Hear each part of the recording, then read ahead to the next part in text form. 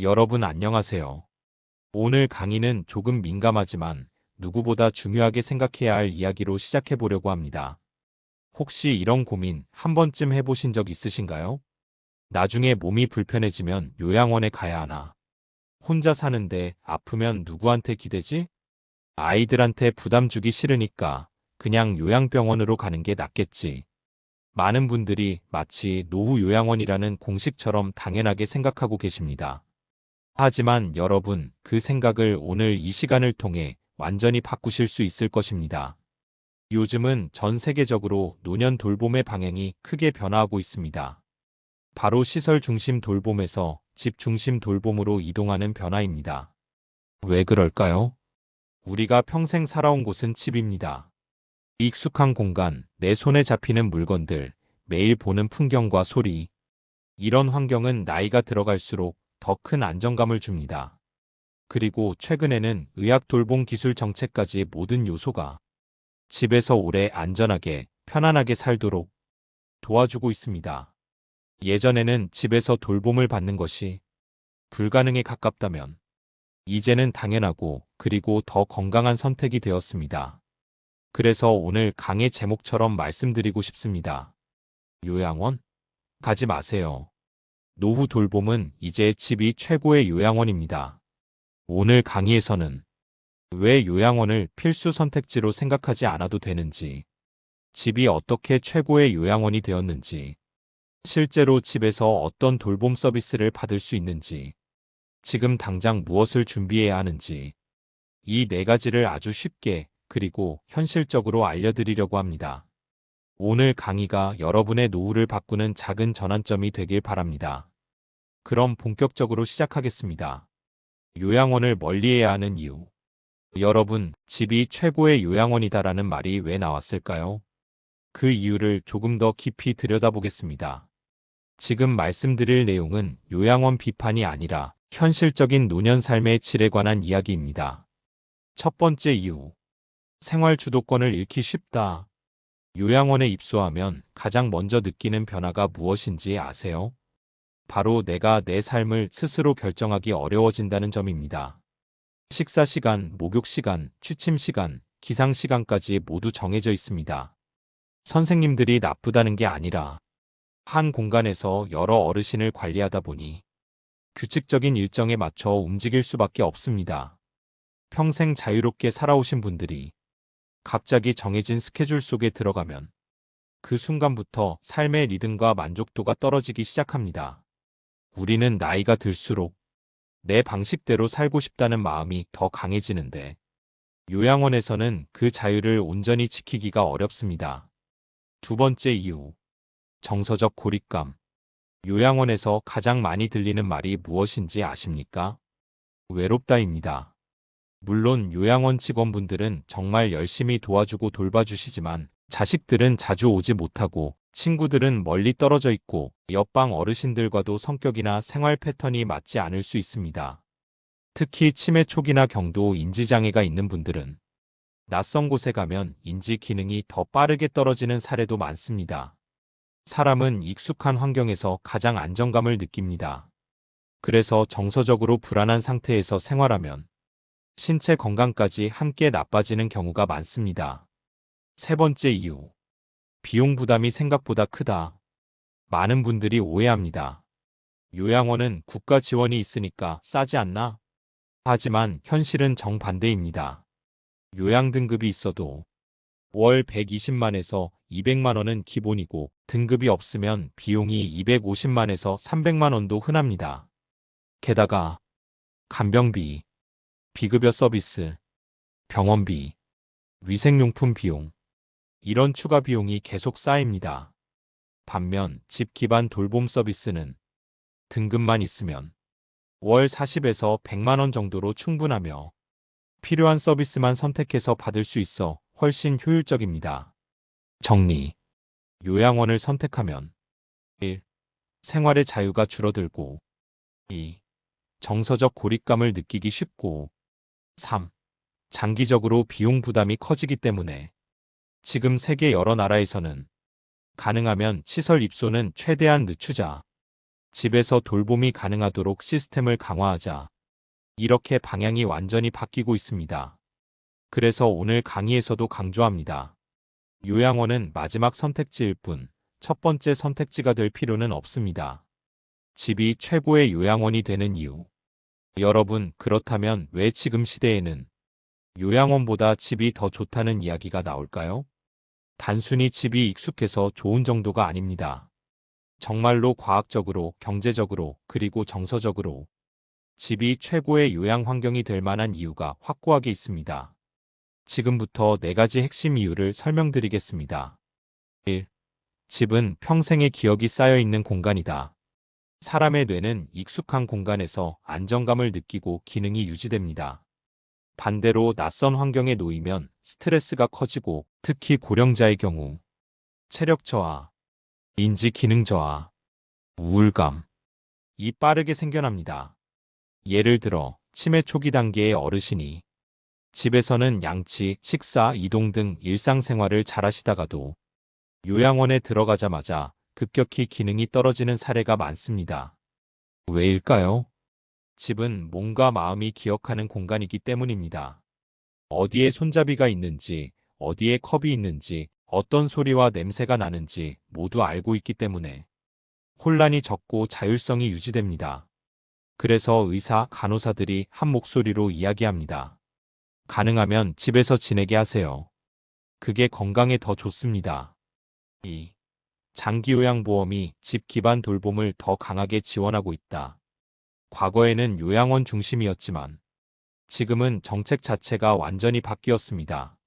장기요양보험은 방문요양, 방문간호, 방문목욕, 주야간보호, 단기보호 같은 재가집 기반 서비스에 훨씬 더 많은 인력과 예산을 투입하고 있습니다. 정부가 왜 이렇게 할까요? 집에서 돌봄을 받게 하면 어르신의 건강이 더 좋고 의료비, 돌봄 비용이 줄고 가족의 부담도 줄어들기 때문입니다. 즉, 집 중심 돌봄이 국가 전체에도 더 좋은 방식이기 때문입니다. 3. 의료 기술 발전으로 집에서 관리가 더 쉬워졌다. 이 부분이 요즘 변화의 핵심입니다. 예전에는 혼자 살면 위험하다, 쓰러지면 아무도 모른다. 이런 이유로 요양원 입소를 고민하셨죠. 하지만 지금은 기술이 완전히 달라졌습니다. 요즘 집에서 가능한 기술을 예로 들어보면 낙상 감지 센서, 넘어지면 자동으로 알림, AI 활동 모니터링, 일정 시간 움직임 없으면 자동 체크, 스마트워치 건강 모니터링, 심박수, 혈압 이상 시 긴급 알림, 24시간 응급 콜 서비스, 약 복용 알림 시스템, 자동 조명, 안전 센서. 이런 기술들이 10년 전만 해도 수백만 원이었는데 지금은 20에서 30만 원 되면 충분합니다. 즉, 집이 훨씬 더 안전해졌고 혼자 있어도 위험을 크게 줄일 수 있는 시대가 된 것입니다. 4. 지역사회 돌봄 서비스가 폭발적으로 증가했다. 요즘 복지센터, 지자체, 건강보험공단, 병원 등이 협력해서 집에서 오래 살기 프로그램을 지원하고 있습니다.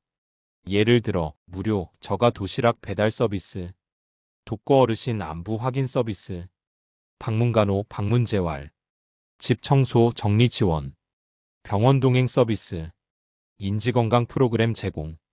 이런 서비스들이 지금 전국적으로 확대되면서 예전처럼 가족이 24시간 붙어 있어야 하는 시대가 아닙니다. 정리하자면 집이 최고의 요양원이 되는 이유는 가능하기 때문이 아니라 집이 진짜로 어르신의 건강에 더 좋기 때문입니다. 결론. 요약하자면 1. 익숙한 환경의 안정감. 2. 정부 정책 변화. 3. 기술 발전. 4. 지역 돌봄 확대. 이 4가지가 맞물리면서 집이야말로 노년의 삶의 질을 가장 높여주는 공간이 된 것입니다. 집에서 가능한 4가지 핵심 돌봄 시스템. 여러분, 이제부터는 그래, 집에서 사는 게 좋다는 건 알겠는데 그럼 실제 돌봄은 누가 해주지? 라는 질문에 대한 해답을 드리는 시간입니다. 많은 분들이 이렇게 생각하십니다. 집에서 돌봄을 받는 건 가족이 직접 해야 하는 거 아닌가? 자식들 다 바쁜데 누가 도와주지? 하지만 요즘은 전문 서비스가 집으로 찾아오는 시대입니다. 병원, 요양사, 재활 전문가, 복지 서비스가 내가 사는 곳까지 직접 와주기 때문에 집에서 생활하면서도 부족함 없이 돌봄을 받을 수 있습니다. 지금부터 그 핵심 4가지를 하나씩 설명드리겠습니다. 1. 방문 요양 서비스. 생활 돌봄의 핵심. 가장 널리 알려진 서비스입니다. 요양보호사 선생님이 직접 집으로 방문해 일상생활을 도와주는 형태입니다. 어떤 도움을 받을 수 있을까요? 식사 준비, 씻기 도움, 청소 정리, 세탁, 병원 이동 보조, 산책 말벗, 약 챙겨드리기, 어르신의 컨디션에 맞춰 주 2에서 5회 하루 2에서 4시간 정도 원하는 시간대를 선택할 수 있습니다. 가족이 전부 책임져야 한다는 부담 없이 전문가가 정기적으로 방문해주기 때문에 생활의 기본 리듬이 안정적으로 유지됩니다. 2. 방문간호 방문재활. 의료적 관리까지 집에서. 나는 혈압당뇨 관리가 필요한데 괜찮을까? 재활 치료를 계속 받아야 하는데 병원까지 가기 힘들다. 이런 고민이 있으신 어르신들에게 방문간호와 방문재활 서비스가 큰 도움을 줍니다. 방문간호. 간호사 선생님이 집까지 방문해 혈압 혈당 체크, 상처 소독, 욕창 관리, 투약 관리, 건강 상담을 제공합니다. 병원에 자주 가지 않아도 집에서 꾸준하게 건강을 관리받을 수 있습니다. 방문재활. 물리치료사나 작업치료사가 집으로 찾아와 근력 운동, 관절 스트레칭, 보행훈련, 균형훈련을 도와줍니다. 정기적으로 받으면 낙상 예방, 근력 유지, 이동 능력 회복에 크게 도움이 됩니다. 3. 주야간보호센터. 낮 동안 안전하게, 저녁에는 집으로. 주야간보호센터는 가성비가 가장 좋고 만족도가 높은 서비스로 꼽힙니다. 어르신은 아침에 센터로 가서 식사, 운동 프로그램, 인지활동, 물리작업 치료, 여가 활동, 간호건강 체크, 이런 다양한 프로그램을 받고 저녁에는 다시 집으로 돌아옵니다. 즉, 낮에는 케어, 치료, 사회활동, 밤에는 편안한 집에서 휴식, 이 조화되기 때문에 어르신들의 만족도가 매우 높습니다. 가족들도 부담이 크게 줄었다고 말할 정도입니다. 4. 스마트 홈케어 시스템. 기술이 집을 안전하게 만든다. 요즘 가장 빠르게 확산되는 돌봄 방식입니다. 최근에는 20에서 30만 원대만 투자해도 집을 완전히 안전주거 환경으로 바꿀 수 있습니다. 예를 들어 낙상 감지 센서. 넘어지는 순간 자동으로 알림이 가족과 보호자에게 전달됩니다. 응급 호출기. 버튼만 누르면 119나 전문 콜센터로 바로 연결됩니다. 활동 모니터링 AI. 평소 생활 패턴과 다른 움직임이 감지되면 자동으로 확인합니다. 스마트 조명 센서. 어두운 화장실, 복도에서 자동으로 불이 켜져 야간 낙상을 줄여줍니다. 복약 알림 시스템. 약 먹는 시간을 잊어버리는 문제를 해결해줍니다. 기술이 도와주기 때문에 혼자 계시는 어르신도 안전하게 생활할 수 있는 환경이 만들어지는 것입니다. 정리. 이제는 집에서도 생활, 의료, 재활, 안전관리까지 모든 돌봄 요소가 가능합니다.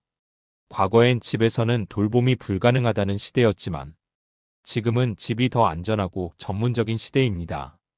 그것도 훨씬 경제적인 비용으로요. 집을 요양 가능한 집으로 바꾸는 방법. 여러분, 이제 집이 최고의 요양원이다라는 말이 이제 감으로만 느껴지는 것이 아니라 실제로 실천 가능한 이야기라는 걸 아셨을 겁니다. 그렇다면 다음 단계는 무엇일까요? 바로 집을 돌봄이 가능한 집으로 만드는 것입니다.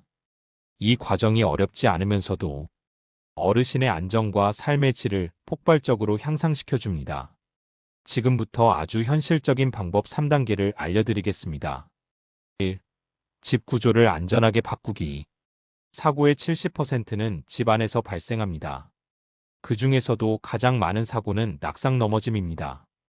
그래서 구조를 조금만 바꿔도 안전도가 극적으로 올라갑니다.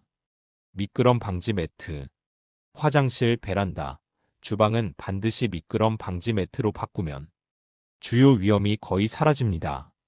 손잡이 설치, 욕실, 복도, 침대 옆, 현관 입구, 이 네 곳만 손잡이를 설치해도 넘어짐 사고의 50% 이상이 줄어든다고 합니다. 문턱 제거, 작은 문턱 하나도 고령자에게는 큰 장애물입니다. 보행기나 휠체어 사용 가능성을 고려하면 초기에 제거해 두는 것이 좋습니다. 조도 밝기 조절, 어두운 공간에서 낙상이 많습니다. 야간 센서 조명으로 자동 점등 기능을 넣으면 밤에 화장실 가시는 길이 훨씬 안전해집니다. 침대 높이 조절, 너무 낮거나 높은 침대는 앉았다 일어나는 과정에서 넘어지기 쉽습니다. 앉았을 때 무릎이 90도가 되는 높이가 이상적입니다.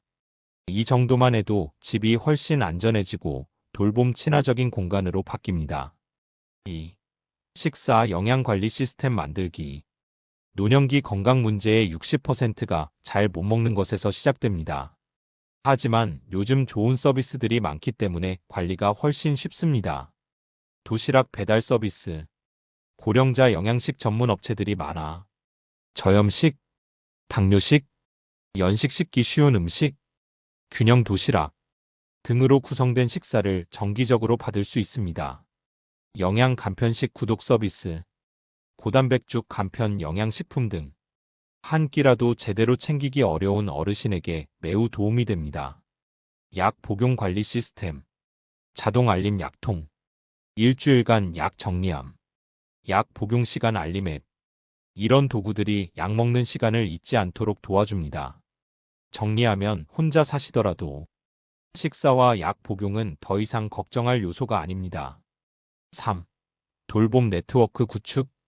집에서 안전하게 오래 살 수 있으려면 혼자 모든 걸 관리해야 하는 것이 아닙니다. 오히려 주변에 돌봄망을 만들어두면 부족함 없는 돌봄 환경이 됩니다. 돌봄 네트워크 구성 요소는 다음과 같습니다. 1. 방문 요양사. 생활 전반을 도와주는 실제 수행자. 2. 주치의 방문 간호사. 건강 체크, 재활, 투약 관리 등 의료 담당. 3. 지역복지센터 동사무소 복지관. 안부 확인, 무료 저가 서비스 제공, 도시락 배달, 정리정돈 지원 등 생활 지원. 4. 주야간보호센터. 낮 시간 동안 사회적 활동과 치료 제공. 5. 가족 그룹 채팅방. 요즘은 가족 단톡방에서 방문 요양사 센터와 함께 어르신 상태를 함께 공유하며 관리하는 방식이 많아졌습니다. 이 5가지가 서로 연결되면 어르신은 혼자 살아도 절대 혼자가 아닙니다. 하루 종일 주간 야간으로 촘촘하게 관리받을 수 있습니다. 정리. 집을 요양 가능한 집으로 만드는 작업은 큰 공사가 아니라 작은 변화들의 누적입니다. 집 구조 안전화, 식사 영양 관리 체계, 돌봄 네트워크 구축, 이 3가지만 갖추면 어르신은 병원이나 요양원에 가지 않고도 집에서 안전하게 편안하게 품위 있게 생활하실 수 있습니다. 경제적인 비용 구조 비교. 여러분, 이제 가장 현실적인 부분을 이야기해 보겠습니다. 바로 비용입니다. 많은 분들이 노후 돌봄을 고민할 때 집이 좋긴 한데 비용은 어떨까? 요양원이 더 싸지 않나? 이렇게 생각하십니다. 그런데 실제로 비교해 보면 집 기반 돌봄이 훨씬 경제적이고 효율적입니다.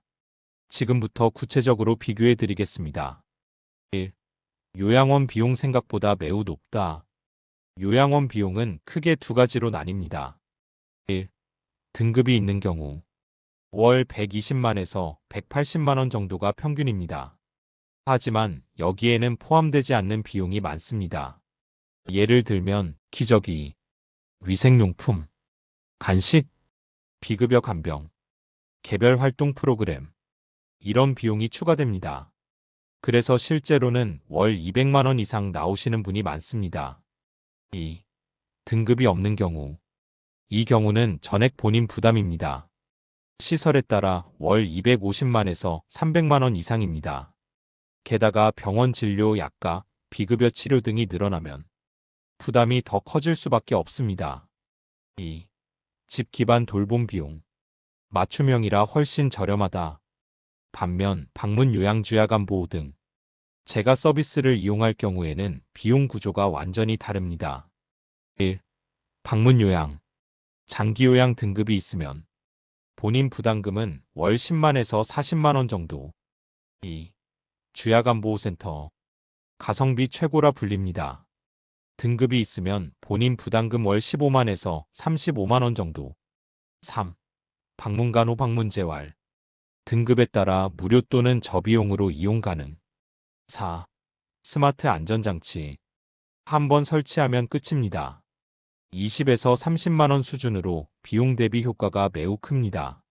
즉, 집 기반 돌봄은 필요한 만큼만 사용하고 필요한 영역만 비용을 지불하므로 전체 부담이 훨씬 낮습니다. 3. 실제 비교. 집 기반 돌봄. 월 평균 비용. 요양원 200에서 300만 원. 집 기반 돌봄 40에서 100만 원. 생활 주도권. 요양원 낮음. 집 기반 돌봄 높음. 정서적 안정감. 요양원 낮음. 집 기반 돌봄 매우 높음. 의료 재활 접근성. 요양원 내부 프로그램에 의존. 방문간호 재활로 집에서 가능. 가족과의 거리. 요양원 멀어짐. 집 기반 돌봄 가까움. 보시는 것처럼 집 기반 돌봄은 비용 대비 품질이 훨씬 높습니다. 특히 장기적으로 보면 10년, 15년 누적 비용 차이가 수천만 원, 많게는 1억 이상 차이 나기도 합니다. 정리. 요양원은 편리하지만 비용과 정서적 부담이 높다. 집 기반 돌봄은 경제적이고 삶의 만족도가 높다. 즉, 돈도 덜 들고 건강도 더 좋고 삶의 질도 높은 방식이 바로 집 중심 돌봄입니다. 지금 당장 준비할 5가지 체크리스트. 여러분, 지금까지 집에서 돌봄을 받을 수 있는 방법과 집이 왜 최고의 요양 환경인지에 대해 알아봤습니다. 그렇다면 지금 우리는 무엇부터 준비해야 할까요? 이제는 행동으로 옮길 단계입니다. 지금 당장 해볼 수 있는 아주 구체적인 체크리스트 5가지를 정리해드리겠습니다. 1. 장기요양보험 등급 미리 확인하기. 대부분 등급을 너무 늦게 신청하다가 필요한 돌봄을 제때 받지 못하는 경우가 많습니다.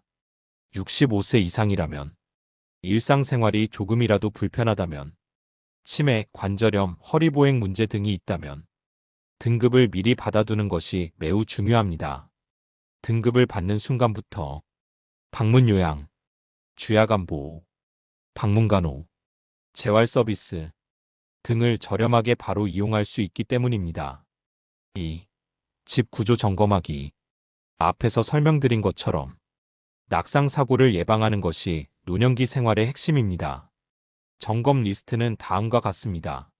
화장실 미끄럼 방지, 침대 주변 정리, 문턱 유무, 손잡이 설치 위치, 야간 조명, 카펫 러그 제거, 전선 정리. 단 30분만 투자하면 사고 위험이 절반 이하로 떨어집니다. 꼭 한번 집을 둘러보면서 체크해 보시길 바랍니다. 3. 지역사회 서비스 조사하기.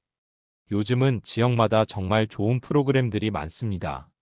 하지만 알아서 알려주는 서비스가 아니라 찾는 사람만 이용할 수 있는 서비스입니다. 예를 들어 도시락 배달, 가사, 청소 지원, 안부 확인 서비스, 병원 동행, 복지관 인지 프로그램, 무료 건강 체크, 수급자, 독거 지원 서비스. 이런 것들이 많지만 모르고 지나치는 경우가 많습니다.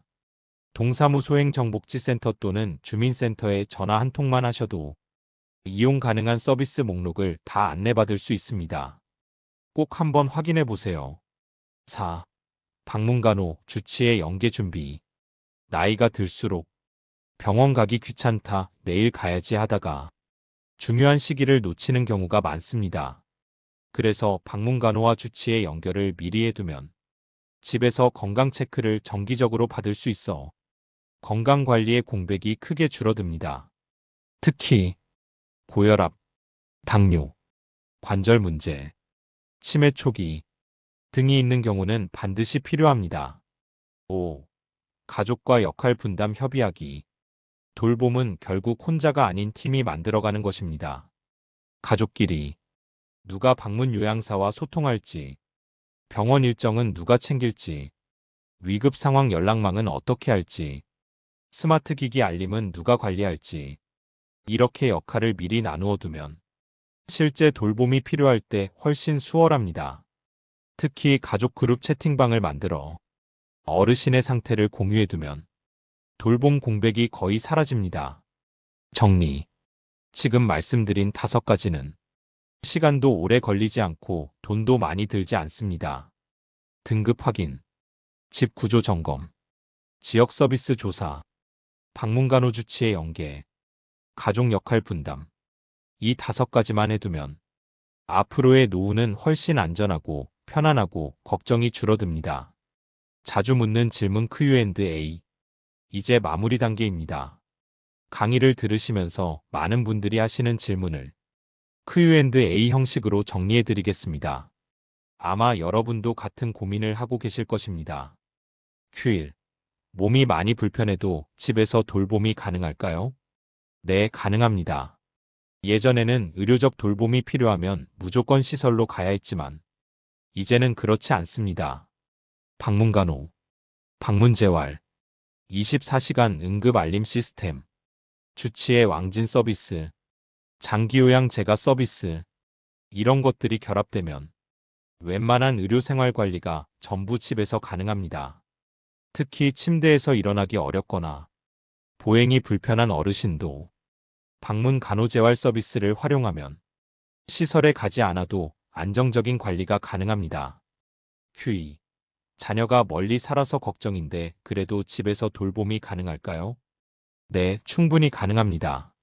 요즘은 안전 센서, 낙상 감지, 방문 요양사 보고 시스템, 보호자 알림 앱, 화상 통화 모니터링, 이런 디지털 도구들이 있어서 가족 간의 물리적 거리가 멀어도 돌봄 공백이 거의 생기지 않습니다. 게다가 방문 요양사, 지역복지관, 주야간보호센터 등 전문 돌봄 네트워크가 있으니 자녀가 멀리 살아도 걱정하지 않으셔도 됩니다. Q3. 요양원보다 집이 더 좋다는 건 알겠는데 비용은 정말 더 적게 드나요? 네, 실제로 그렇습니다. 요양원은 월 200만에서 300만 원 이상이 기본이고 비급여가 예상보다 많이 붙습니다. 반면 집 중심 돌봄은 월 40만에서 100만 원 사이에서 필요한 서비스만 선택해서 이용할 수 있습니다. 10년, 15년 단위로 계산하면 수천만 원 이상 차이가 나기도 합니다. 그래서 지금 전 세계적으로 집에서 오래 살기 정책을 강화하는 이유가 경제적 부담을 줄이는데도 효과적이기 때문입니다. Q4. 집에서 돌봄을 받는데 가장 중요한 핵심은 무엇인가요? 딱 한 가지입니다. 혼자서 모든 걸 해결하려 하지 않는 것. 집 기반 돌봄은 방문 요양, 방문간호, 지역복지 서비스, 주야간보호센터, 가족 소통, 이렇게 돌봄 네트워크로 완성됩니다. 이 네트워크만 갖추면 시설에 가지 않아도 훨씬 편하고 안전하게 생활할 수 있습니다. Q&A 요약. 집에서도 충분히 돌봄 가능. 자녀가 멀리 있어도 관리 가능. 비용은 집이 훨씬 경제적. 중요한 건 돌봄팀 구축. 여러분, 오늘 강의에서 가장 중요한 메시지는 단 하나입니다. 노후는 어디로 가느냐가 아니라 어디에서 내 삶을 지키느냐의 문제다. 많은 분들이 나이가 들면 자연스럽게 요양원 가야지, 자식들에게 부담 주면 안 되니까 이렇게 생각하시지만 오늘 말씀드렸듯 이제는 시대가 완전히 달라졌습니다. 방문 요양, 방문간호, 재활 서비스, 주야간 보호, 스마트 모니터링, 지역복지망, 이 모든 것이 우리 집으로 찾아오는 시대입니다. 집에서 안전하게, 편안하게, 품위 있게 살 수 있는 기반이 이미 다 갖춰져 있습니다. 따라서 노후의 기준도 바뀌어야 합니다. 이제는 시설로 가야만 돌봄이 가능하다가 아니라 집에서 돌봄을 받는 것이 더 자연스럽고 더 건강하다입니다. 여러분이 평생 살아온 공간, 가장 많은 기억이 담겨 있는 그 집이 여러분의 마지막까지 지켜주는 최고의 요양원이 될 수 있습니다.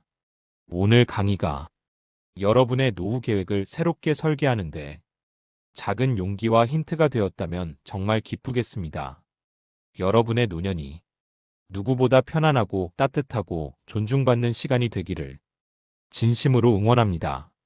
시청해주셔서 감사합니다. 다음 영상에서 다시 뵙겠습니다. 안녕하세요, 여러분. 오늘 강의에 함께 해주셔서 정말 감사합니다. 나이가 들수록 우리는 자연스럽게 행복을 더하기 위해 무엇을 해야 하는지에 관심을 갖습니다. 건강을 챙겨야 한다. 모임을 늘려야 한다. 운동을 해야 한다. 하지만 저는 오늘 조금 다른 관점을 드리려고 합니다. 바로 노년의 행복은 더하기보다 빼기에서 시작된다는 사실입니다. 우리는 평생 누군가의 부모, 누군가의 직장 동료, 사회의 일원으로 살아오면서 해야 할 일, 지켜야 할 책임, 신경 써야 할 관계들을 끊임없이 짊어져 왔습니다. 그러다 보니 정작 내 마음을 위한 삶은 늘 뒤로 밀려났지요. 그런데 어느 순간 문득 이런 생각이 듭니다. 이제는 조금 내려놓아도 되지 않을까? 가볍게 살아도 되는 시기가 온 것 아닐까? 맞습니다. 노년은 채우는 시기가 아니라 비우는 시기, 그리고 그 비움 속에서 진짜 행복이 피어나는 시기입니다. 오늘 저는 여러분과 함께 노년에 행복하려면 반드시 줄여야 할 10가지, 단순히 하지 마세요가 아니라 왜 줄여야 하는지, 줄이면 무엇이 달라지는지, 그리고 어떻게 줄일 수 있는지까지 차근차근 깊이 있게 이야기해 보겠습니다. 이 강의가 여러분의 남은 인생을 조금 더 편안하게, 조금 더 따뜻하게, 그리고 조금 더 자유롭게 만드는 작은 출발점이 되길 바랍니다. 그럼 지금부터 시작하겠습니다. 노년에 행복하려면 반드시 줄여야 할 10가지. 1. 불필요한 걱정 줄이기. 여러분, 노년에 가장 먼저 줄여야 할 것이 바로 걱정입니다. 우리는 살면서 수없이 많은 일을 겪다 보니 혹시 이런 일이 또 일어나면 어떡하지? 앞으로 무슨 문제가 생기면 어떡하지? 이렇게 미리 당겨서 걱정하는 습관이 생깁니다. 그런데 연구에 따르면 우리가 평생 하는 걱정의 80% 이상은 실제로 일어나지 않는 일이라고 합니다. 즉, 마음속에서 만든 상상의 문제가 실제 삶의 행복을 갉아먹고 있는 것이죠. 노년의 걱정은 왜 더 커질까? 나이가 들수록 건강, 돈, 자녀, 외로움 등 생각해야 할 주제가 많아지지만 실제로는 해결할 수 있는 문제보다 해결할 수 없는 문제가 더 많아지기 때문입니다. 그런데 해결할 수 없는 문제를 계속 붙잡고 있으면 걱정이 불어나고 불안이 커지고 결국 삶의 의욕도 떨어지게 됩니다. 그 걱정을 줄이는 첫 번째 방법. 지금 당장 해결 가능한가? 걱정이 올라올 때 스스로에게 이렇게 질문해 보세요. 이 걱정은 지금 행동에서 해결할 수 있는가? 해결할 수 있다면 당장 행동. 해결할 수 없다면 내려놓기. 이 단순한 질문만으로도 걱정의 절반은 사라집니다. 예를 들어 건강 걱정이 된다면 무조건 불안해하기보다 검진 예약을 하면 됩니다. 자녀 걱정이 된다면 연락 한번 해보면 됩니다. 해결 가능한 걱정은 행동으로 줄일 수 있습니다. 하지만 상대의 마음, 사회 분위기, 과거 사건 같은 내가 통제할 수 없는 일은 아무리 걱정해도 달라지지 않습니다. 이런 걱정은 용기 있게 손을 놓아야 합니다. 그 걱정을 줄이는 두 번째 방법. 걱정 시간 만들기. 많은 멘탈 전문가들이 추천하는 기법입니다. 하루 중 10분만 걱정하는 시간을 따로 만들어 두는 겁니다. 그 시간 동안은 걱정할 수 있지만 그 외 시간에는 걱정이 떠오르더라도 잠깐 이건 걱정 시간에 하자 하고 미뤄보는 연습을 하는 겁니다.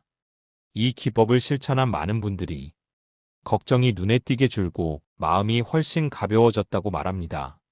왜냐하면 걱정의 경계선이 생기기 때문입니다. 걱정이 무한대로 퍼지지 않고 한 곳에 모여 정리되기 때문이죠. 그 걱정을 줄이는 세 번째 방법. 현재로 돌아오기. 걱정은 늘 미래에 있습니다. 혹시, 만약, 그러면.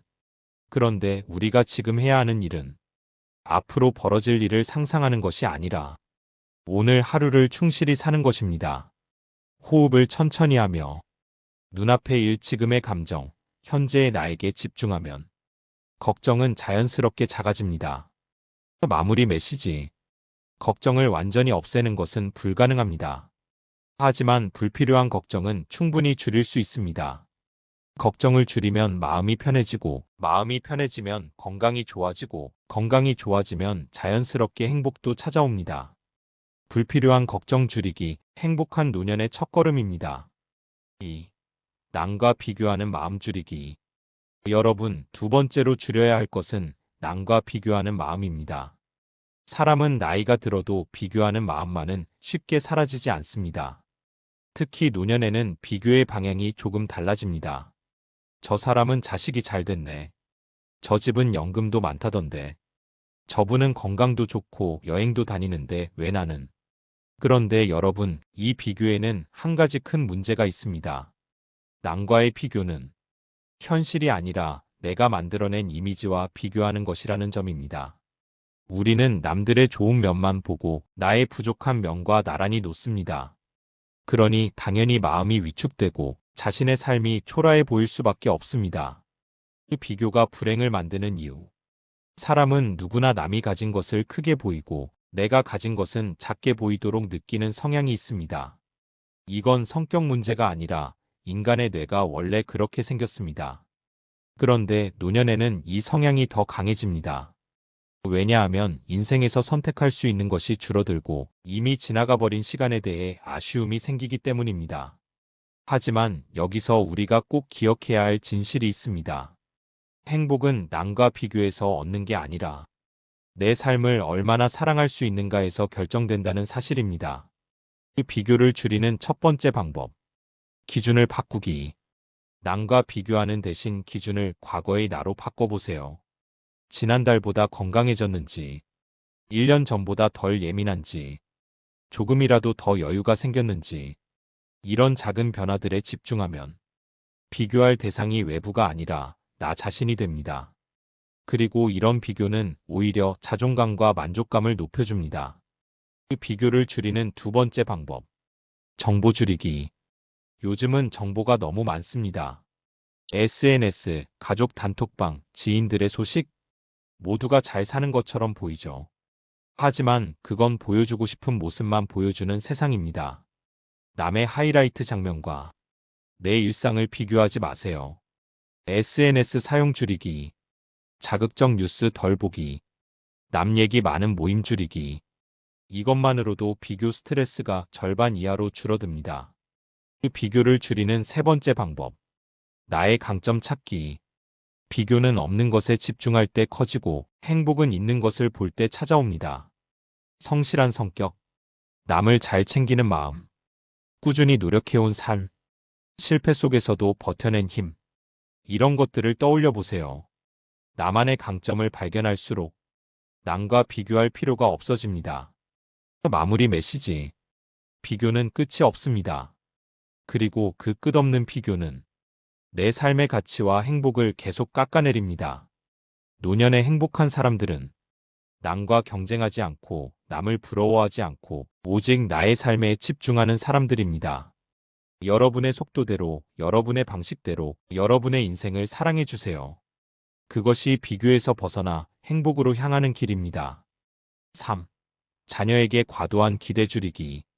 여러분, 세 번째로 줄여야 할 것은 바로 자녀에게 거는 과도한 기대입니다. 노년의 가장 큰 걱정거리, 가장 큰 감정 소모, 가장 큰 실망의 원인을 따져보면 대부분이 바로 자녀 문제에서 비롯됩니다. 그런데 사실 이 감정의 대부분은 자녀가 나에게 해주지 않아서가 아니라 내가 자녀에게 너무 많은 기대를 걸어서 생기는 경우가 많습니다. 그 부모의 기대는 왜 상처가 될까? 우리는 평생 자녀를 위해 희생해왔고 그 대가로 언젠가는 나를 챙겨주겠지, 부모로서 보람을 느끼게 해주겠지 라는 기대를 자연스럽게 품게 됩니다. 하지만 여러분, 자녀는 이미 각자의 인생을 살아가는 하나의 독립된 사람입니다. 그들의 선택, 그들의 속도, 그들의 생각은 부모가 원한다고 바뀌지 않습니다. 그런데도 기대가 크면 작은 행동에도 실망하고 당연한 무관심도 상처가 되고 사소한 말에도 마음이 흔들리게 됩니다. 즉, 상처는 자녀가 준 것이 아니라 내 기대가 나를 아프게 한 것입니다. 그 기대를 줄이는 첫 번째 방법. 역할 구분하기. 자녀는 이제 내가 키워야 하는 아이가 아니라 각자 삶을 살아가는 성인입니다. 그들의 선택은 그들의 책임, 그들의 행복도 그들의 목, 그들의 문제도 그들의 여정. 부모가 모든 것을 짊어지려 하면 관계는 오히려 더 멀어집니다. 진짜 지혜로운 부모는 도움을 요청받을 때만 도와주는 부모입니다. 이것이 건강한 거리, 건강한 사랑입니다. 그 기대를 줄이는 두 번째 방법. 감정적 투자를 줄이기. 자녀의 성취나 실패에 내 감정을 과도하게 묶어두지 마세요. 자녀가 잘 되면 너무 기쁘지만 안 되면 내가 실패한 기분이 드는 것.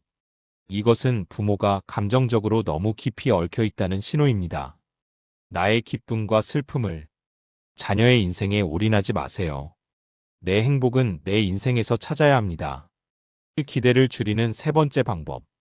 관계의 형태를 바꾸기. 부모와 자녀의 관계는 나이가 들수록 관리하는 관계가 아니라 유지하는 관계가 되어야 합니다. 자주 보지 않아도 괜찮습니다. 긴 대화를 하지 않아도 괜찮습니다. 자주 연락하지 않아도 사랑은 그대로입니다. 기대치를 낮추면 오히려 자녀가 먼저 다가오고 관계가 훨씬 편안해집니다. 마무리 메시지. 여러분, 부모가 자녀를 얼마나 사랑하는지는 기대의 크기로 증명되는 것이 아닙니다. 진짜 사랑은 자녀가 자기 삶을 온전히 살아갈 수 있도록 한 발 물러나 주는 것입니다. 기대를 줄이면 실망도 줄고, 실망이 줄면 마음이 평안해지고, 평안해지면 관계가 더 따뜻해집니다. 노년 행복의 중요한 열쇠, 바로 자녀 기대 내려놓기입니다. 4. 지나친 미련과 후회 줄이기. 여러분, 네 번째로 줄여야 할 것은 바로 지나친 미련과 후회입니다. 노년이 되면 자연스럽게 과거를 돌아보는 시간이 늘어납니다. 그 과정에서 누구나 이런 생각을 하게 되죠. 그때 그 선택만 하지 않았더라면, 그 얘기를 하지 말았어야 하는데, 조금만 더 용기 냈더라면. 하지만 여러분, 후회는 절대 과거를 바꾸지 못합니다. 다만 현재의 행복을 빼앗을 뿐입니다. 후회는 왜 노년에 더 커질까? 이유는 단순합니다. 이미 지나간 시간이 많기 때문입니다.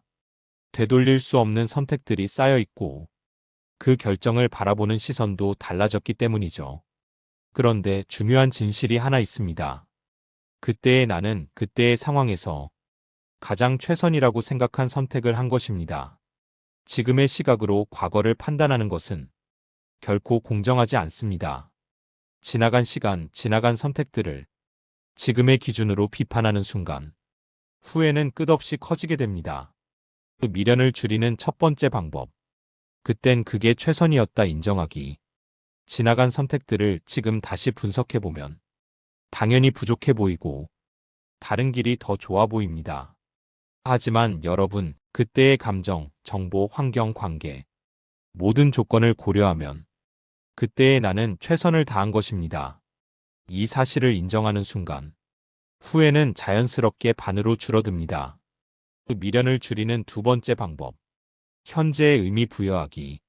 후회가 많은 사람의 공통점은 현재보다 과거를 더 자주 떠올린다는 점입니다. 반대로 행복한 사람들은 과거의 사건을 지금의 성장으로 연결합니다. 그때의 실패가 지금의 나를 단단하게 만들었다. 그때의 선택 덕분에 지금 내가 여기 있다. 그때의 관계가 훗날 큰 깨달음을 줬다. 미련이 남는 과거도 현재의 의미와 연결되는 순간 후회는 감사로 변하고 마음은 훨씬 자유로워집니다. 후회를 줄이는 세 번째 방법. 오늘 할 수 있는 한 가지 찾기. 후회는 과거를 바라보는 감정이지만 치유는 현재를 살아야만 가능합니다. 하루에 딱 한 가지라도 나를 위한 행동을 해보세요. 20분 걷기, 감사 3가지 적기, 미뤄둔 일 하나 해결하기, 새로운 취미 시작하기. 이 작은 실천이 과거의 나보다 오늘의 나를 더 중요하게 만들고 후회에서 벗어나게 해줍니다. 마무리 메시지. 지나간 시간은 돌아오지 않지만 남은 시간은 내 방식대로 채울 수 있습니다. 후회는 과거를 붙잡는 감정이고 행복은 현재를 살아갈 때 찾아옵니다. 오늘 여러분께 드리고 싶은 말은 단 하나입니다. 과거의 나를 용서하고 현재의 나를 사랑하세요. 이렇게 마음을 정리하면 노년의 삶은 훨씬 가벼워지고 앞으로의 시간이 선물처럼 느껴질 것입니다. 5. 건강을 소홀히 하는 습관 줄이기. 여러분, 5번째로 줄여야 할 것은 바로 건강을 소홀히 하는 습관입니다. 우리는 종종 건강을 당연한 것처럼 여기다가 어느 날 갑자기 찾아오는 통증이나 병으로 뒤늦게 후회하곤 합니다. 그러나 노년의 행복을 결정짓는 가장 중요한 요소는 재산도 명예도 아닙니다. 바로 건강입니다. 건강은 바닥을 받쳐주는 것이 아니라 내가 인생을 어디까지 누릴 수 있는가를 결정하는 천장입니다. 왜 노년에는 사소한 습관도 큰 차이를 만들까? 젊을 때는 조금 무리해도 버티지만 노년에는 몸의 회복 속도가 느리기 때문에 작은 습관 하나가 크게 영향을 줍니다. 늦은 밤 야식, 운동을 미루는 습관, 건강검진을 미루는 태도, 스트레스를 해소하지 않는 생활 패턴. 이런 것들이 쌓이면 몸은 점점 신호를 보내고 그때는 이미 늦어버린 경우가 많습니다. 그래서 큰일 나기 전에 관리하는 것이 노년 건강의 핵심입니다. 건강을 지키는 첫 번째 방법. 무리하지 않는 운동. 운동은 강도가 아니라 지속성이 중요합니다. 많은 분들이 운동을 시작할 때 한 번에 1시간, 2시간씩 하려다가 며칠 하고 그만두곤 합니다. 그보다 훨씬 좋은 방법은 하루 20분 걷기, 일주일 3회 규칙적 운동입니다. 짧아도 괜찮습니다. 내 몸이 버틸 수 있는 만큼 꾸준히 하는 것이 건강을 지키는 지름길입니다. 건강을 지키는 두 번째 방법. 절제된 식습관. 식습관은 건강의 기초입니다. 하지만 나이가 들수록 맛있는 음식, 자극적인 음식에 대한 유혹이 커집니다. 여기서 중요한 건 아예 먹지 말아라가 아니라 조금만 줄이는 것입니다. 야식 줄이기, 단 음식 주 2회 이하, 식사량 10% 줄이기, 과식 대신 천천히 씹기. 이 아주 작은 절제만으로도 혈당, 체중, 혈압이 놀라울 만큼 안정됩니다. 건강을 지키는 세 번째 방법. 정기검진 미루지 않기. 건강검진은 병이 생긴 뒤 치료하는 것보다 훨씬 덜 아프고 덜 비싸고 효과적입니다. 많은 분들이 괜히 무서워서 바쁘니까 별일 없겠지 하고 미루다가 더 큰 걱정을 떠안는 경우가 많습니다. 검진은 두려움이 아니라 마음을 편안하게 만드는 보험입니다. 아무 이상 없습니다. 이 한마디가 노년의 삶을 얼마나 편하게 해주는지 경험해 보신 분들은 잘 아실 겁니다. 마무리 메시지. 여러분, 노년의 건강을 소홀히 한다는 것은 행복의 가능성을 스스로 줄이는 것입니다. 건강을 챙기는 것은 멀리 있는 목표가 아니라 오늘 하루 조금 더 편안하게 살기 위한 선택입니다. 하루 20분 걷기, 식사 조금 줄이기, 검진 미루지 않기. 이 세 가지만 실천해도 앞으로의 삶은 훨씬 밝아지고 안정됩니다. 건강을 지키는 습관, 지금부터 다시 시작하셔도 충분합니다. 6. 불필요한 소비 줄이기. 여러분, 6번째로 줄여야 할 것은 바로 불필요한 소비입니다. 노년층 상담에서 반복해서 등장하는 후회 중 하나가 바로 돈 관리를 조금 더 잘할 거리입니다. 하지만 이 말은 돈을 더 벌 거리 아니라 대부분 괜히 쓴 돈이 너무 많았다는 뜻입니다. 노후의 행복은 돈을 많이 쓰는 데서 오는 것이 아니라 돈을 아껴서 마음이 편안한 데서 옵니다. 즉, 소비의 문제는 돈의 문제가 아니라 마음의 안정 문제입니다. 왜 노년에는 소비가 심리적으로 더 크게 느껴질까? 젊을 때는 일하면 돈이 들어옵니다. 하지만 노년에는 돈이 나가면 그대로 사라집니다. 그래서 작은 소비라도 마음의 부담이 커지고 나도 모르게 불안감이 생기죠. 그런데 이 불안의 대부분은 진짜 필요한데 쓴 돈이 아니라 충동적으로 쓴 돈, 남 따라 쓴 돈, 기분 전환용 소비에서 옵니다. 그래서 소비 자체보다 덜어내야 하는 소비를 줄이는 것이 핵심입니다. 그 불필요한 소비를 줄이는 첫 번째 방법. 24시간 멈춤 법칙. 무언가 사고 싶으면 바로 사지 말고 24시간만 기다려보기. 이 간단한 습관이 충동 구매의 70%를 막아줍니다. 그 물건이 꼭 필요하지 않았다는 걸 깨닫고 마음이 가라앉고 더 현명한 선택을 하게 됩니다. 많은 분들이 이 습관 하나로 지출이 절반 가까이 줄었다고 말합니다. 두 번째 방법. 소비 대신 경험에 투자하기. 노년의 행복 연구를 보면 물건보다 경험에 돈을 쓴 사람들이 훨씬 행복도가 높습니다. 소박한 여행, 취미 활동, 산책 후 작은 커피 한 잔, 배움, 강의 모임 참여. 이런 것들은 오래 기억되고 마음의 만족이 크며 후회가 적습니다. 물건은 금방 질리지만 경험은 오래 남습니다. 세 번째 방법. 지출 흐름을 눈으로 보기. 노년에 필요한 돈은 얼마를 쓰느냐보다 어디에 쓰느냐가 더 중요합니다. 지출의 흐름을 눈으로 보면 줄여야 할 소비가 명확하게 보입니다. 불필요한 정기 결제, 자녀에게 과한 지원, 혼자 하는 과소비, 사놓고 안 쓰는 물건들. 보이면 줄일 수 있고 줄이면 마음이 편안해집니다. 마무리 메시지. 여러분, 불필요한 소비를 줄이는 것은 절약이 아니라 자유를 되찾는 일입니다. 돈을 아낀다는 것은 내 불안이 줄어든다는 뜻이고 불안이 줄어들면 노년의 삶은 훨씬 안정되고 평온해집니다. 충동적 지출 줄이고 경험에 투자하고 지출 흐름을 관리하는 것. 이 세 가지만 실천하셔도 노후의 마음은 훨씬 가벼워질 것입니다. 7. 사람 눈치 보기 줄이기. 여러분, 7번째로 줄여야 할 것은 사람 눈치 보기입니다. 사실 우리는 평생을 남의 시선을 의식하며 살아왔습니다. 부모의 눈치, 직장 상사의 눈치, 배우자의 눈치, 친구들의 기대, 사회가 정한 기준. 그런데 노년에 들어서도 여전히 남들이 뭐라고 생각할까? 이러면 욕먹는 거 아닐까? 이런 마음에서 벗어나지 못하는 분들이 많습니다. 하지만 여러분, 노년의 행복을 누리는 분들에게는 한 가지 공통점이 있습니다.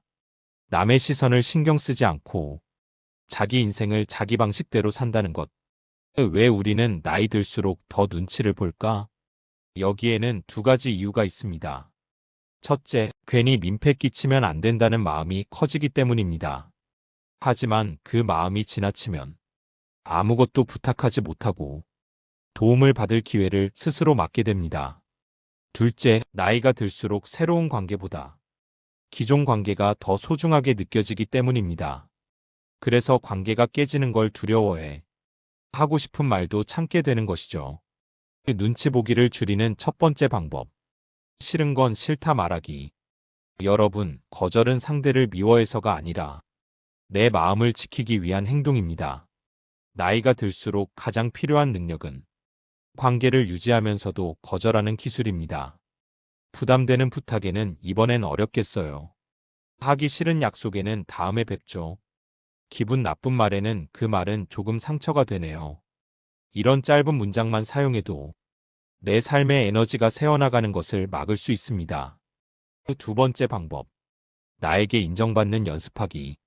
눈치를 많이 보는 사람들의 공통점은 남이 나를 어떻게 볼까? 에 지나치게 집중합니다. 하지만 중요한 건 나는 나를 어떻게 보고 있는가입니다. 남이 좋아해 주는 것보다 내가 나를 좋아하는 것이 훨씬 더 중요합니다. 오늘의 나 잘했다. 이 정도면 충분하다. 나는 내 속도대로 가도 된다. 이런 문장을 마음속에서 자주 되새기면 남의 시선보다 내 기준이 더 강해집니다. 세 번째 방법. 완벽주의 내려놓기. 눈치를 많이 보는 사람일수록 혹시 실수하면 어떡하지? 잘못 보이면 어떡하지? 이런 두려움이 강합니다. 하지만 노년의 삶은 잘 보이기 위한 삶이 아니라 편안하게 살기 위한 삶입니다. 완벽할 필요 없습니다. 실수해도 괜찮고 내 생각과 감정이 바뀌어도 괜찮습니다. 내 마음을 소중히 대하는 것이 노년의 진짜 품격입니다. 마무리 메시지. 여러분, 이제는 남의 시선에서 벗어나 나답게 살아도 되는 때입니다. 사람 눈치를 줄이면 마음은 가벼워지고 관계는 더 건강해지고 삶은 훨씬 자유로워집니다. 다른 사람이 어떻게 보든 상관없이 내가 편안하고 행복한 길, 그것이 노년의 진짜 삶입니다. 8. 불필요한 인간관계 줄이기. 여러분, 8번째로 줄여야 할 것은 불필요한 인간관계입니다. 노년의 행복을 연구한 수많은 조사에서 공통으로 나타나는 사실이 하나 있습니다. 바로 인간관계가 많다고 행복한 것이 아니라 인간관계가 적당히 줄어들어야 행복해진다는 점입니다. 나이가 들수록 체력도 줄고 에너지도 줄고 감정의 여유도 줄어듭니다. 그런데 여전히 여러 사람에게 맞추고 관계를 유지하고 억지로 연락을 이어가려 하면 내 마음부터 지치게 됩니다. 그 불필요한 관계는 왜 더 큰 피로를 줄까? 그 이유는 단순합니다. 젊을 때는 사람을 넓게 사귀는 것이 도움이 될 때가 많습니다. 하지만 노년에는 관계의 숫자보다 관계의 질이 훨씬 더 중요합니다. 늘 부탁만 하는 사람, 부정적인 이야기만 하는 사람, 내 에너지를 빨아들이는 사람, 나를 이용하려고만 하는 사람, 의무감으로만 유지되는 관계. 이런 관계 하나가 내 하루의 기분과 평온함을 완전히 흐트러뜨립니다. 그 관계를 줄이는 첫 번째 방법. 끊어져도 아쉽지 않은 사람 리스트. 조용히 종이를 하나 꺼내 한번 이렇게 적어보세요. 연락이 끊겨도 크게 아쉽지 않은 사람들. 딱 떠오르는 몇 명이 있을 겁니다. 이 사람들은 사실 이미 관계의 의미가 거의 사라진 경우가 많습니다. 그렇다면 억지로 연락을 유지할 필요가 있을까요? 전혀 없습니다. 관계는 억지로 유지하는 것이 아니라 서로의 필요와 따뜻함이 있을 때 이어지는 것입니다. 두 번째 방법. 자연스럽게 멀어지는 것을 받아들이기. 노년의 관계에서 중요한 건 관계를 끊는 것이 아니라 흐르는 대로 맡기는 것입니다. 연락이 줄어들고 만남이 뜸해지고 대화가 어색해지는 것은 누군가 잘못해서가 아니라 각자의 삶이 달라졌기 때문입니다. 이 자연스러운 거리를 인정하면 마음이 훨씬 편안해지고 억지스러움도 사라집니다. 세 번째 방법. 소수의 좋은 관계를 깊게 만들기. 관계를 줄인다는 것은 고립을 뜻하는 게 아닙니다. 오히려 반대로 정말 소중한 사람에게 집중할 수 있다는 뜻입니다. 나를 존중해주는 사람, 함께 있으면 편안한 사람, 말이 통하고 속이 편한 사람, 도움이 필요한 순간 함께 해주는 사람. 이런 사람 한두 명만 있으면 노후의 외로움은 크게 줄고 삶의 만족도는 놀라울 만큼 올라갑니다. 관계를 넓게 가져가는 것이 아니라 따뜻한 관계를 깊게 가져가는 것, 이것이 노년 행복의 핵심입니다. 마무리 메시지. 여러분, 불필요한 인간관계를 줄인다는 것은 사람을 버리는 것이 아니라 내 마음을 지키는 선택입니다.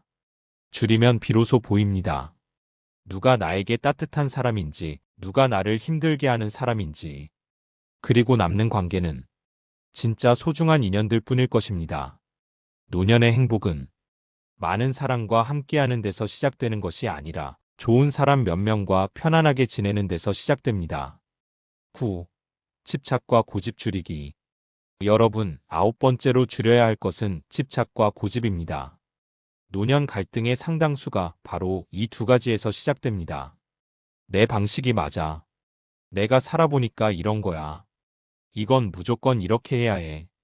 이런 고집은 때로는 지혜처럼 느껴지지만 사실은 내 경험에 스스로를 가두는 행동이 될 때가 많습니다. 왜 나이가 들수록 고집이 강해질까? 그 이유는 두 가지입니다. 첫째, 평생 살아온 방식이 있기 때문입니다. 그 방식이 나를 여기까지 데려왔으니 내 방법이 맞다고 생각하기 쉽습니다.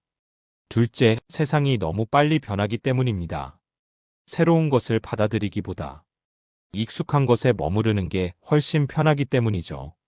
그러다 보면 새로운 의견을 받아들이지 못하고 다른 세대의 생각을 이해하지 못하게 되고 관계가 서서히 멀어지게 됩니다. 그 고집을 줄이는 첫 번째 방법. 그럴 수도 있겠네 말하기. 이 한 문장이 관계를 살리고 갈등을 줄이고 마음을 부드럽게 바꿔줍니다. 대화를 할 때 반박부터 시작하지 말고 이 말을 먼저 해보세요. 아, 그럴 수도 있겠네요. 그렇게 생각할 수도 있지. 이 문장은 상대의 생각을 받아들인다는 뜻이 아니라 내 마음의 문을 닫지 않겠다는 선언입니다. 그 두 번째 방법. 듣는 시간을 늘리기. 고집이 강한 사람은 대부분 말하는 시간이 듣는 시간보다 많습니다. 그러다 보니 상대는 내 이야기를 들으려 하지 않는다고 느끼게 되고 관계가 소원해집니다. 하지만 듣는 시간을 늘리면 상대도 마음을 열고 갈등은 자연스럽게 줄어듭니다. 특히 젊은 세대와의 관계에서는 더욱 큰 효과가 있습니다. 세 번째 방법. 달라진 시대를 인정하기. 세상은 너무 많이, 너무 빠르게 변했습니다. 옛날 방식이 틀린 게 아니라 지금 시대와 맞지 않는 것일 뿐입니다. 요즘 아이들 방식, 요즘 경제 흐름, 요즘 일하는 방식, 요즘 인간관계 스타일, 이런 것들을 요즘은 다 절해하고 무시하게 되면 갈등은 더 깊어집니다. 하지만, 아, 지금 세대는 이렇게 사는구나. 이 한마디만 인정해도 관계가 훨씬 부드러워집니다. 마무리 메시지.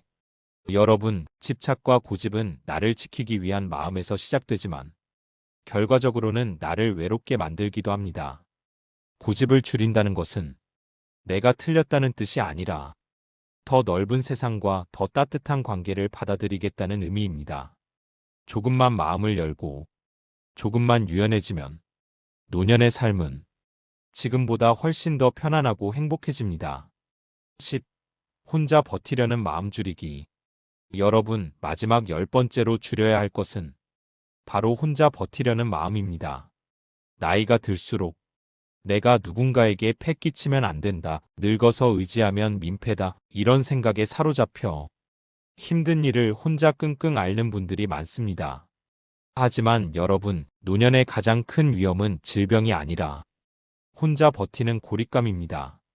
고립은 몸보다 먼저 마음을 약하게 만들고 마음을 약하게 만들면 건강도 함께 무너집니다. 왜 우리는 혼자 버티려고 할까? 그 이유는 대부분 자존심 때문입니다. 평생 누군가를 책임지고 살아오면서 내가 남한테 도움을 요청하는 사람이 되다니 이런 감정이 들기 때문입니다. 하지만 여러분, 도움을 요청하는 것은 약함이 아니라 지혜입니다. 스스로 해결할 수 있는 문제와 누군가의 도움이 필요한 문제를 구분하는 것이 진짜 성숙한 삶입니다. 첫 번째 방법. 도움을 요청하는 연습하기. 처음에는 작은 것부터 시작하세요. 무거운 짐은 부탁하기. 모임에서 이동 도와달라고 말하기. 건강 문제는 혼자 판단하지 않기. 한번 도움을 받아보면 알게 됩니다. 생각보다 많은 사람들이 기꺼이 도와준다는 사실을. 사람은 부탁을 받는 것에서 오히려 관계의 온기를 느낍니다. 부탁은 민폐가 아니라 관계의 연결점입니다. 두 번째 방법. 사회적 연결 유지하기. 혼자 버티는 사람의 특징은 사람들과의 연결을 점점 끊는다는 것입니다. 하지만 노년일수록 작은 모임, 취미, 봉사활동 같은 사회적 연결이 매우 중요합니다. 이런 활동은 삶에 활력을 주고 감정적 고립을 막으며 건강에도 큰 영향을 줍니다. 나중에 해야지, 몸이 나으면 해야지 하다가 몇 년이 금방 지나갑니다.